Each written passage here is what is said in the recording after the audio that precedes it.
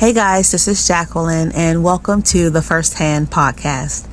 On this show, I will sit down with my husband, Brandon, and let you guys listen in on conversations we have. We will dive deeper into videos we've posted, reactions to the comment section, as well as giving you the backstory on some of the biblical standards we live by.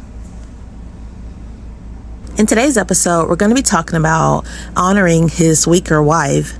Do men care about having their prayers answered, personal integrity, and pushing her versus loving her? What do you think about this verse? Likewise, ye husbands, dwell with them according to knowledge, giving honor unto the wife as unto the weaker vessel. The thought of giving honor to the wife, first of all, and then it said as to the weaker vessel. I think that was really cool to hear, who was it? John Barnett say that the weaker vessel. He said that, and he said the weaker. And I was like, okay, yeah, I know it's the weaker vessel. But the other one is weak also. So they're both weak vessels. But one is just weaker. And I was like, wow, that's pretty amazing to see that. I was like, I never thought of it that way. I thought of it, one is stronger and the other one is weaker. But he said they're both weak. And that's biblical. Right. You know? That's amazing because without Christ, we're completely dead, which you would be, weak. Not really. We could be, incapable of doing anything. That was an eye-opener to see that. I was like, oh, wow, I'm the weak one, too. I just thought that was really interesting. So you always saw yourself as being strong and I'm weak? Yeah, according to my own understanding that... Physical strength, right? Well, according to my own standard of, physical strength. And mental maybe too, or whatever, just the idea of weak and strong. I think that's just how we see it. We never be like, I'm weak, but you're weaker. We see it as one person is stronger than the other person, but it says the weaker vessel, as in one is weak and the other person is weaker. And then they got a weakest, which will be the children, So in the things of the Lord especially. I never thought of it either in terms of you being weak. But I guess it helps with humility, right? It helps you to make sure you understand that I am not perfect. I don't do everything right. Because the flesh is weak. Yeah. The flesh can get weak, I should say. And, we still have our flesh, which is weak compared to versus sin. The flesh wants to sin, I hate that whenever women feel that they're being described as weaker, they get really angry because we know the world's narrative is to push, be strong, be strong. Right. And it's like, well, if you're being strong in the Lord, that's different than what they're talking about. And so when we're called weak, I know for me, a lot of my, I was really provoked in my flesh when I started to become feminine, to become biblically feminine, a woman, and to not try to be superwoman.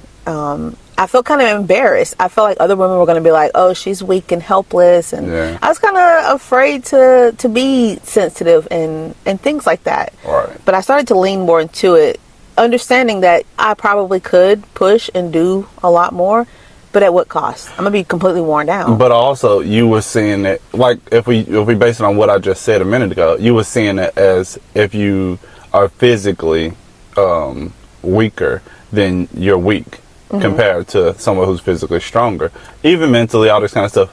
But we gotta always think back to the biblical point of view. The weaker vessel. That's what God said it was. Right. So if something is weaker, you're supposed to be more careful with that thing, right? It's not because they made themselves weaker. They just are. Yeah. And once again, I gotta remember. Oh no, he's not just because he's not stronger. He's just not as weak. So we have to see ourselves in a vulnerable position to sin unto the Lord in biblical things and not see ourselves as in, oh, I'm stronger in the vulnerable things unto the Lord, so I don't have to worry about it as much. That's what men tend to do. And supposedly strong women tend to do too. Oh, I'm stronger, so I'm about to go fight a demon. Like, bruh, come on now. No, that's not what it is. I'm just saying, I know. Ain't what it is. Right. You are stronger than you were before when you were weaker, but you're still the weaker. Yeah. So step back. Even for men, I rarely hear men talking about fighting devils and demons. I'm just saying, but still, because they understand, if the angel said the Lord rebuke you, then how much more are you to do the same? You're not supposed to be like, I rebuke you. He didn't say this angel rebukes you, Satan. You know, he said the Lord. So focus on that. So do you think when he put giving honor to the wife as unto the weaker, that the honor is something that would not be there? Like what I'm saying is, do men look down on their wives for not being strong like them? No, I think some foolish men do, because they want her to be tougher and hard, and he won't help. That's what he's looking for. If he wants her to be stronger, he won't help, and he doesn't want to have to help her in whatever she got going on. So be stronger, quit being so, he don't want to have to help her, Okay. But if he's a biblical man, he's denying what is inherent, what he's supposed to do and what's in him. He's denying that also, and then he's denying the biblical. Hey, if you're a believer or an unbeliever, when you get married or get a girlfriend or whatever it is, what are you to that person? You're even though you don't have to tell, you're the provider, you're a protector. That's what you're supposed to do either way. Oh, okay. That's a normal thing to do. Little boys, what do they do? Oh, come on, let me hold your hand. Let me take you to this place. If something happened, he want to protect her, you know. For his little sister or little brother even, or anything that's lesser than him, he know that his job is to protect. Little boys do know that. They know that, to just protect. You know, and little girls tend to know too that somebody's going to take care of me. Somebody's going to take care of me, you know. But so why do you think he told you to give honor though? Like what changed? What happened to that he has to tell you, make sure you give honor? I think as believers, as Christians, especially new Christians, we turn against what is right because our flesh turns against what is right. People in the world tend to do it too, but I think as believers, new believers, we got a lot of things we want to do, and the things that is right. What Paul said, the things I want to do, I don't do. Yeah. So it's because once you know that law, your body, your sinfulness, your flesh, it tends to, you're not 100% aimed at trying to do wrong, but that's what happens. And then you fill yourself with all these other things, and you start doing the opposite of what, you want to get everything in line. So get yourself in line while I get myself in line, and But it's funny because like the getting yourself in line usually means doing a whole bunch of stuff towards someone else, right, and less towards yourself. And it's like, well, they benefit and they get all this stuff, and so that's your flesh being jealous and we don't want to just say, oh, that's not me, that's my flesh, but you forget your flesh is you, as part of you. I just want to emphasize that we don't always say, oh, it's not me, it's my foot. It's you. So so what does that honor look like? What honor? How do you honor? What do you call honor to your wife as the weaker?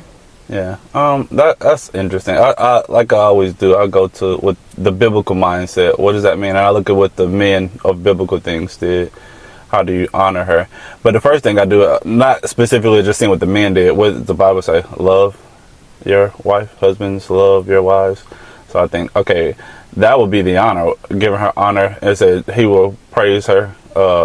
He will say good things about her, what she's doing. That's giving honor. Amongst others too, say, hey, yeah, my wife is amazing, because she is, and whatever thing she's doing, she's amazing, especially for you. And the thing, you just got to be aware of it, giving her honor, letting her know, letting the children know, especially that you love mom and you love what mom does. She's amazing, the things she's doing. It's supporting. It's that's honorable. What are in her honorable things also. You're not just promote her in whatever she's doing. That, honey, you're amazing at, you can. But I was gonna say, like, you're amazing at exercising. You're amazing at washing those dishes. Sure, but we want to do that. We want to talk about the honorable things, as in you're doing a wonderful job taking care of our children. You're doing a wonderful job at being a wife to me. Doing the things she's supposed to do biblically wise. That I personally think that's what it would be, the honorable things. That's why it says honor, the honorable things. But also you got to do those other things too, because she is doing what she's supposed to do. I think that's in women to want to be honored, to want to be made much of and thought much of. But when we try to make that happen, we want you to that's when say things go wrong. Right. So what I learned is that initially, when I first started trying to be a homemaker, I wanted you to affirm every week or every couple of days. Oh, I know that. I remember. And it got to a point where I was like, well, this is service to the Lord. I have to stop wanting my praise now and demanding it. And I just shut up about it for a long time. And then you just started to say it. And it was much more precious when you just would just say it, because that's what we always want. I had the opportunity to say it instead of being prompted to do so. Because when you're prompted all the time, you kind of don't have a moment to be like, oh, I noticed what you did, and because when you're asking, it's like I'm just giving it continually. But when you're not asking, it's easy to be able to say it. But men forget sometimes or don't be aware. So it was also to help women excel, like actually try to be good at what they're doing, try to become a professional. Why should you put in the least amount of effort in your home, where if you worked at a job you couldn't come in there 50%, like you'll get fired. So why not work hard at your job in the home? And so that's what I started striving for, the mastery in my areas, but not for the praise, but just for my own personal integrity. Like I was at a point where I had no integrity. I didn't care if I did a job well done or not. You did that had job, to change. Though. It got done. So and you should be thankful. And it's like, no, there's no honor in that. Let me ask you a question. The rest of that verse said the giving the honor, and it says, and as being heirs together of the grace of life, which we know that's marriage. The kindness of life is marriage. That your prayers be not hindered. Do men care about their prayers being hindered? Like if honoring their wife is hinged, if getting their prayers answered is hinged upon honoring their wife, do you think men are aware of that? I was in the beginning when I read that in the beginning, so thus it put a stress or a strain on me then. And I was like, hey, you need to, make sure you're good with me so we can make everything balanced. So, whatever my desires and wants from the Lord will actually work out. It also like men pray, and ask for things. I think men, I'll say for myself and what I know about men, there are some men who do pray, and I've heard them talking about they pray and stuff like that, and fervently there. And then I've heard men who say they pray, we'll say sporadically, randomly throughout their day when they think about things they pray.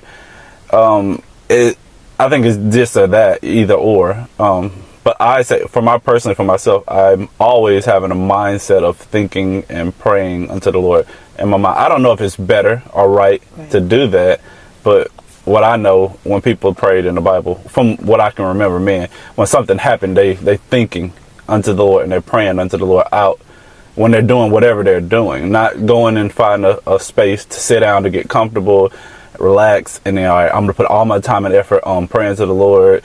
That's okay. I think it's good. Also, you have strategic time, but I think the mindset of having continually prayer, is what I'm looking at. So I hear, like, you pray for our family, and I hear a lot of your prayers about, Lord, help me to not go my own way, to not read into this text what I want, but to be surrendered to it. So when you think about the types of prayers that you pray, and that is directly tied to the honor of the wife, how would it feel?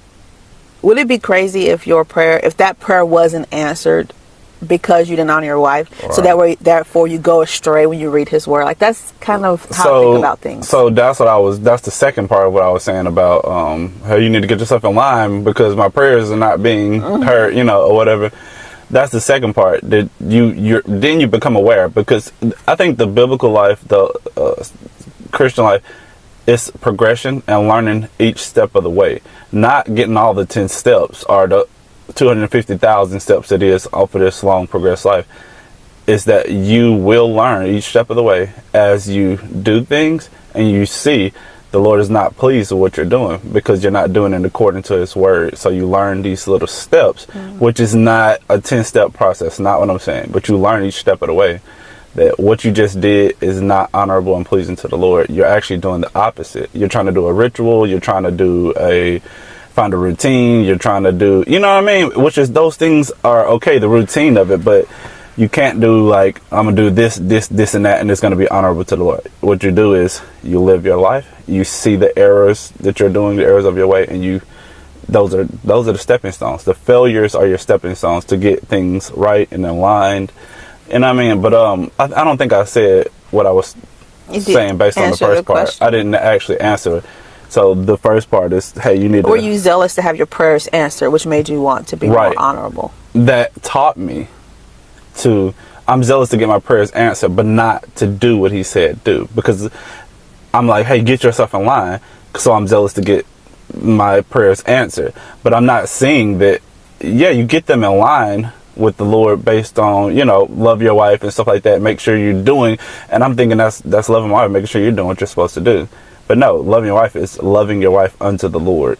Oh, so this get yourself in line. You're talking about me getting myself in line. I thought you were talking about yourself. No, you. Hey, you need to get yourself in line with me. I can't get myself in line. This is why he put you in charge of me, because I'm literally crazy. I need your help. I can't do it. Yes, but I thought you were talking about yourself. No, you. So that's what it was. I kept on trying to push you to get in line behind me. In line behind me. Yeah. Not just get yourself in line. You. Just get in line with the word says. Get behind me and just follow me. Do what I said do. This is interesting. But that's still not loving. That's just putting somebody in place. That's not loving. I know. That's what I'm saying. And then I saw that, and he was showing me, hey, you are wrong. You are trying to do the thing, but not actually doing what I said do. You're trying to do it the way you thought it was supposed to be done. So now I gotta love you. Actually love and kindness and, you know, connecting with you. That's the love and honoring you and uplifting you. So okay, so give me an example of that, because like I'm thinking about what you just said, and I'm looking at like what that looks like in like lived out. Was those the times? Or the negative? Well, let me. So were those the times when like I needed like love and support and stuff like that, and you were kind of like, just let it go, just be normal, and we'll. And I'm like, just get in line, just get in line. So that's what you were doing. Just get in line, and things will be fine. And that's what men do, because they crazy because you think you're. Oh, I'm the leader, I'm the head. So all you got to do is get behind me and follow me. And that's what I'm thinking. I mean, you're like, how can I get behind you and follow you if I don't trust you? I don't believe what you're saying right now. I can't even be vulnerable with you right now. And I'm like, you don't have to believe anything. Just do what I said do. Oh, it was on some drama. But that's what I'm saying. That's the first thing. Then the second part is like, oh crap, I really just messed up by just pushing you in line. I have to love you. And then that's a whole thing in itself to understand what love is. The love of God really is. That was like the biggest thing for me, because I love you and I'm affectionate towards you and these things, but I don't know really what love towards you also is, how you see it. And so that's the deal breaker, not the deal breaker, the I don't know what you would call it, but that was the big thing for me, to understand that. And then it softened me even to my own love towards God, because I was like, whoa, this is so different. I thought the love of God was just him giving you the things you need to get yourself in order and all that kind of stuff. No, you need God. You don't need his stuff. You just need him. I was like, wow. And that's how it was with me and you. I kind of was like, you were like, just tell me what. I'm like, Brandon, I don't know, but you know. You know what I need. Just give me that, and it'll be great. Yeah. And you really started to figure it out and understand. And it was always something different. It was like sometimes you said something, sometimes you did something. But whatever it was perfect in that moment. Instead of trying to solve the problem, I just did what I was supposed to do. It's like, peace, man. Relax. This is not, something you're trying to solve. This is just being who you're supposed to be unto the Lord, to the wife, to your wife. You almost had to put on a new behavior, a new mindset. 100%. And that's why I said earlier, I don't know if you caught it, I was like, oh, it's sad, the prayer thing. Because that's what it is, sad that you go your own way and you push and push and push and be like, I'm trusting God. No, you got to submit to God. You got to submit. It's like a surrender of yourself. Not push your way. And that's what a lot of people still do, especially men. We care, but also when the job get hard, what I'm gonna do? I'm supposed to be using a screwdriver, but I'm about to use this hammer to knock the screw in there with the screwdriver. I like when it won't come out of the wood, but you need the wood, so you just nail it in, and it's still in there, and it's like a bump, and now it's not. And it's flush. Completely wrong, but it's in there, ain't it? It made it. So men tend to do that. And women, like, we don't want to be that vulnerable, weak person that needs help, because then there's like another way and this is so feministic right now, I'm about to say, but it's almost like another way for you to get your hooks in me, because I'm so weak and I'm so vulnerable and I need you, that you could just kind of dangle me around. And that's just this fear, this feministic fear of refusing to be who we are, which is the weaker, and let the honor be given to us, let us be taken care of and loved and all that kind of stuff. And it's really sad that we end that. Anyway. The end. Thank you for sitting down and talking again. Yeah. Bye, guys. Bye, guys.